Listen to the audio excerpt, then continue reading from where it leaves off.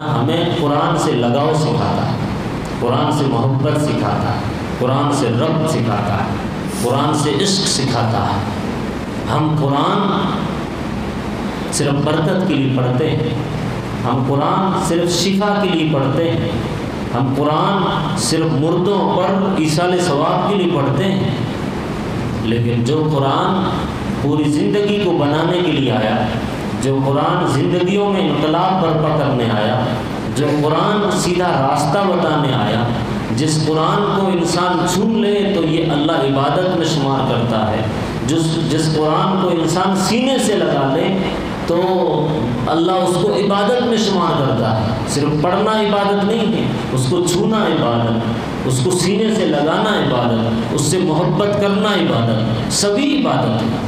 اچھا، اللہ نے جس کے ذریعے سے قرآن زمین پر اتارا، وہ فرشتہ حضرت جبرائیل تمام فرشتوں میں مقدس اور افضل اور اعلیٰ، اللہ کی ذات خود اعلیٰ، تو اللہ نے کتاب جس کے ذریعے بھیجنا تھا وہ اس فرشتے کے ذریعے سے بھیجا جو سب سے مقدس اور اعلیٰ ہے، حضرت جبریل امین، 600 پروں کا مالک، حضرت جبریل اتنی طاقت کا مالک کہ زمین کے ٹکڑے کو اٹھا کر اپنے پروں پر لے جائے اور آسمان پر لے جا کر پٹک دے گا، اتنی بڑی طاقت رکھتا ہے فرشتہ جبرائیل۔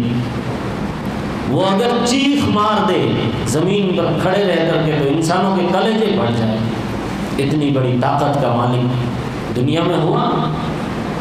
انطاکیہ بستی کو حضرت جبریل نے اس طرح ہلاک کیا، قوم سمود کو حضرت جبریل نے چیخ سے ہلاک کیا، لوگوں کے جگر پھٹ گئے۔ وہ فرشتہ جو 600 پروں کا مالک، وہ بڑے ادب کے ساتھ، تمیز کے ساتھ اور جھکے ہوئے پروں کے ساتھ، عاجزی کے ساتھ نبی کے قدموں میں آ کر کے گرتا ہے۔ اب آپ دیکھیے، اللہ بڑے، جو لانے والا فرشتہ ہے وہ سب میں بڑا، فرشتوں میں نوری مخلوق، فرشتے نوری مخلوق ہیں، اور انسانوں میں سب سے اعلیٰ، افضل، امام الانبیاء، خیر البشر، تمام نبیوں کے سردار، کائنات کے سردار حضرت محمد عربی صلی اللہ علیہ وسلم کی ذات کتنی بلند و بالا ہے۔ آدم سے لے کر حضرت عیسیٰ تک سب کے سردار، سب نبی کے پیچھے چلنے والے، کل قیامت کے میدان میں نبی سب کے بارے میں سفارش کریں گے، سب ڈرے ہوئے ہوں گے لیکن نبی شفاعت کریں گے، وہ نبی سب میں بڑے۔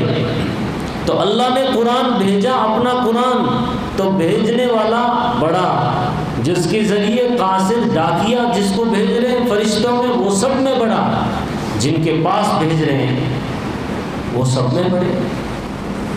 اس دنیا پر، اس کائنات میں ان سے بڑا نہ کوئی آیا نہ آئے گا، وہ سب میں بڑے، پاکیزہ ہستی۔ اب آپ دیکھیے، جس شہر میں قرآن اتر رہا ہے وہ شہر تمام شہروں کی ماں، اعلیٰ اور افضل، بلد امین، جس کی اللہ نے قسم کھائی، لا اقسم بہذا البلد، بلد شہر کو بولتے ہیں، وانت حل بہذا البلد ووالد وما ولد، اس شہر کی اللہ نے قسم کھائی، بلد امین، حرم مقدس، جس کے اندر کعبہ ہے، جو دنیا کا ناف ہے، سینٹر ہے، مرکزی پوائنٹ ہے، اتنا پاکیزہ شہر ہے کہ برسوں سے انسان لڑتے تھے، جنگیں کرتے تھے، حرم میں آ گئے، کعبے کے پاس آ گئے تو اب لڑائی بند، احتراماً۔ انسان برسوں کا پاپی 100 سال گناہوں میں گزار دیے، لیکن حرم شریف میں چلا جاتا ہے، کعبے کا طواف کر لیتا ہے، حج کر لیتا ہے، پورے ارکان ادا کرتا ہے، اللہ بولتا ہے، نبی کریم صلی اللہ علیہ وسلم فرماتے ہیں کہ وہ ایسا ہے جیسے آج ماں کے پیٹ سے جنما ہے۔ ایک حاجی کے لیے یہ فضیلت ہے، اتنا پاکیزہ شہر اس شہر میں اتر رہا ہے، یعنی تمام شہروں کا سردار شہر مکہ، اس میں قرآن اتر رہا ہے. یعنی اللہ نے کیا انتظام کیا ہے، ترتیب دیکھیے. بلندوں والا اللہ فرشتے کے ذریعے بھیج رہا ہے نوری مخلوق، وہ سردار جن کے پاس بھیجا جا رہا ہے وہ سب کے سردار، تمام انبیاء کرام کے سردار. جس شہر میں بھیجا جا رہا ہے وہ شہر تمام شہروں کا سردار، بلند امین. جس جگہ بھیجا جا رہا ہے، جس جگہ بھیجا جا رہا ہے جبل النور، النور پہاڑ، اس کے اندر ایک غار ہرا. وہ غار ہرا تمام پہاڑوں میں، وہ جبل النور تمام لائٹ، النور مینس لائٹ. اس پہاڑ کا نام ہی تھا النور، روشنی. اس پہاڑ پر اللہ قرآن کو اتار رہے ہیں. دیکھیے جس شہر میں اتارا وہ مقدس، جس جگہ پہ اتر رہا ہے، جس کیف کے اندر، جس غار کے اندر اللہ اتار رہا وہ بھی پاکیزہ. اور جس رات اتار رہا ہے اللہ، جس رات اتار رہا ہے وہ رات شب قدر، انا انزلناہ فی لیلۃ القدر. وہ رات سب سے اعلیٰ اور افضل، 1000 مہینوں سے افضل. اسی کی بدولت پورا رمضان خیر و برکت والا بنتا ہے. اسی کو پانے کے لیے معتکف اعتکاف میں اپنے آپ کو ڈالتا ہے. وہ رات شب قدر بن گئی. قرآن اترا وہ رات شب قدر بن گئی. قرآن جس پہاڑ پر اترا وہ پہاڑ جبل النور بن گیا. وہ قرآن جس سینے میں اترا، محمد عربی صلی اللہ علیہ وسلم کا سینہ، وہ سینہ خدا نے قرآن کے اندر اس سینے کی مثال اس طرح فرمائی، نور علی نور، نور علی نور، سونے پہ سہاگا. یعنی پہلے سے نور تھا، اوپر سے اور ایک نور آ گیا قرآن کی شکل میں، تو نور علی نور. جس رات میں اتارا وہ افضل. اچھا جس مہینے میں اتارا وہ تمام مہینوں کا سردار، رمضان. اللہ نے قرآن کو رمضان میں اتارا. ترتیب دیکھی، جو آیات سب سے پہلی اتری، جو آیات قرآن میں جو سب سے پہلی آیات اتری، وہ آیات انسانوں کی زندگیوں میں انقلاب لانے والی آیات، جس سے شروعات ہوتی ہے قلم سے. قلم سے اقرأ بسم ربک الذی خلق، خلق الانسان من علق، اقرأ وربک الاکرم الذی علم بالقلم، علم الانسان ما لم یعلم. یہ 5 آیات اتر گئی. یہ 5 آیات وہ آیات ہے جس کی وجہ سے دنیا میں سائنس آیا، جس کی وجہ سے دنیا میں ٹیکنالوجی آئی. انسان کو پتہ ہی نہیں تھا. انسان تو چاند کے سامنے جھکا ہوا تھا، چاند کو چندرما بولتا تھا، سورج کے سامنے ہاتھ جوڑتا تھا، درختوں کے سامنے نظر و نیاز کرتا تھا. وہ ریسرچ کیوں کرے گا؟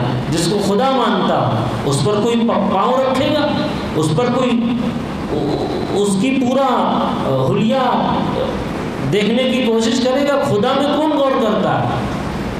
ایک دم پاکیزہ، ہاتھ بھی نہیں لگاتا، دور سے بس سلام کرتا ہے.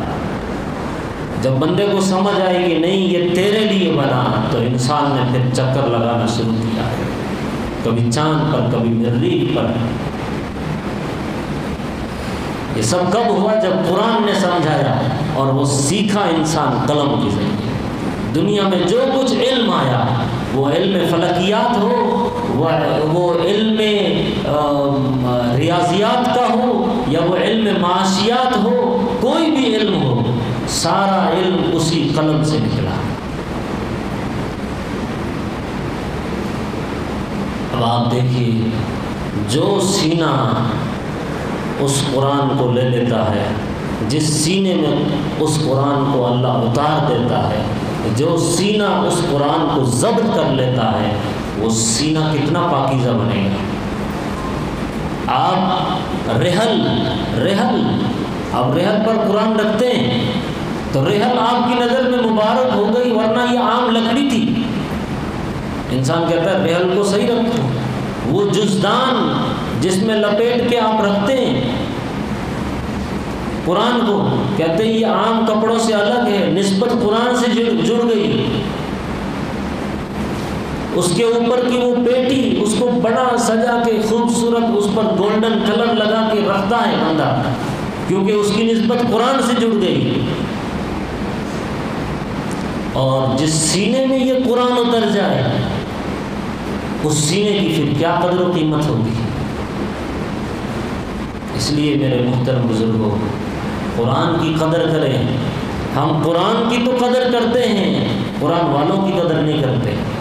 ہم قرآن کی قدر، ہم رحل کی لکڑی کی قدر کرتے ہیں، غلاف کی قدر کرتے ہیں، جو بے جان چیز ہے، جو بے جان ہے، جو بے عقل ہے، جو بے شعور ہے، نسبت قرآن سے جڑ گئی۔ لیکن جن کے سینوں میں قرآن ہے ان کی ہم بے ادبی کرتے ہیں۔ یہ ہے ہمارا معاشرہ۔ نہ ہم قرآن پڑھتے ہیں، نہ ہم قرآن والوں کے قریب جاتے ہیں۔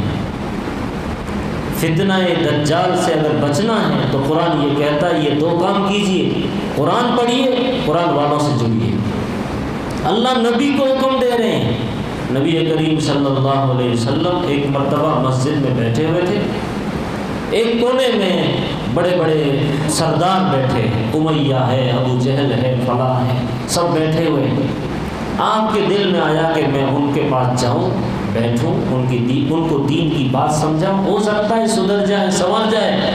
دل میں خیال آیا ہی تھا، دل میں خیال آیا ہی تھا کہ آیت اتری، نہیں ادھر نہیں جانا، وہ بے طلبے ہیں، وہ ناقدرے ہیں، وہ آپ سے ضد کرتے ہیں، وہ آپ سے ہٹ دھرم ہیں، ان کو طلب نہیں ہے، ان کو چاہت ہی نہیں ہے، تو اللہ کو پانا ہی نہیں چاہتے، آپ تو ان کے ساتھ بیٹھیے۔ وَاصْبِرْ نَفْسَكَ مَعَ الَّذِينَ سورہ کہف، اپنے آپ کو ان کے ساتھ لگائیے، بٹھائیے، جمائیے جو صبح و شام اللہ کا ذکر کرتے ہیں۔ اگر آپ ان سے نظریں پھیریں گے، دوسروں کے پاس جائیں گے، مالداروں کے پاس جائیں گے، جاہ و جلال والوں کے پاس جائیں گے، کرسی والوں کے پاس جائیں گے، تو ترید زینت الحیات الدنیا، پھر آپ دنیاوی زینت کے پیچھے پڑ رہے ہیں۔ لا تطع من اغفلنا قلبه عن ذکرنا، جن کے دلوں کو ہم نے میری یاد سے غافل کر دیا، جن کے دلوں میں میری یاد نہیں، آپ ان کے دلوں، ان لوگوں کے پیچھے مت پڑو۔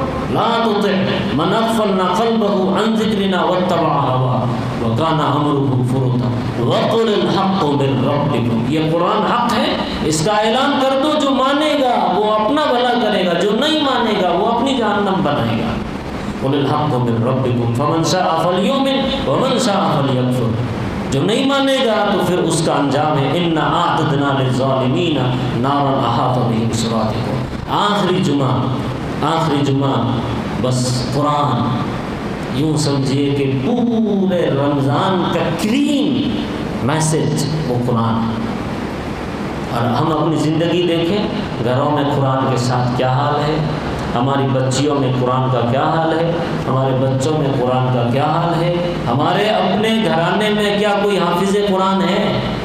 خدا جن کو اپنے دین سے محروم رکھتا ہے ان میں کوئی حافظ قرآن پیدا نہیں ہوتا، اور جو لوگ قرآن کی قدر کرتے ہیں اللہ انہیں حافظ دیتا ہے۔ یہ کوئی حقارت کی بات نہیں ہے، یہ کوئی حقارت کی بات نہیں ہے کہ حافظ ہے کہاں سے کمائے گا، کہاں سے کھائے گا، کیسے جیے گا، 15-20 ہزار میں اس کا کیا ہوگا، چاہیے 2-2 لاکھ 2.5 لاکھ مہینے کا، تب زندگی بنے گی نہیں۔ اس کو حقارت کی نظر سے دیکھو گے تمہارے گھروں سے دین نکلتا چلا جائے گا، اور اس کی قدر کرو گے تو اللہ نوازے گا۔